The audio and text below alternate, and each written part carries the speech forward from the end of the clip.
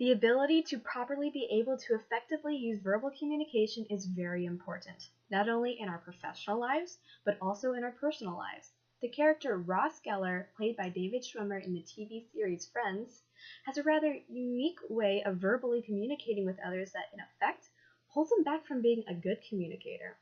Ross Geller, or simply just Ross, is known to be odd in his behavior of how he communicates with the others. Ross is a paleontologist and often uses sophisticated words to explain himself. During one episode in the series, Ross is teaching a group of students paleontology, but instead of using his normal voice, he instead uses a British accent to explain himself. By changing his dialect, he controversially altered his ideal self-concept of himself to present himself to his students as an intelligent person. Another example, Ross occasionally brought up other subjects that were either inappropriate or irrelevant to the conversation. His famous line, "We were on a break," was used by him a lot during the series. At times, he spoke the line to defend himself whenever the story of how him and his ex-girlfriend Rachel broke up arose in the conversation, which in that context was appropriate and relevant.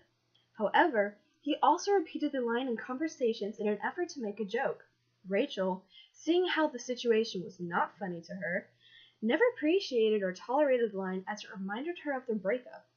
Ross's use of chromatic meaning on the line was properly encoded, but it wasn't decoded in a way he had hoped.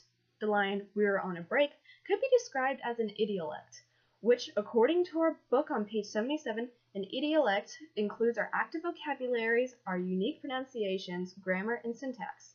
Usually people who are close to each other understand each other's idiolects, similar to the concept of inside jokes. Clearly, Rachel knew what Ross meant by his line. However, she just did not agree with his use of the line. So in conclusion, I would not consider Ross Geller to be a very good verbal communicator based off how he interacts with others through verbal communication. Thank you.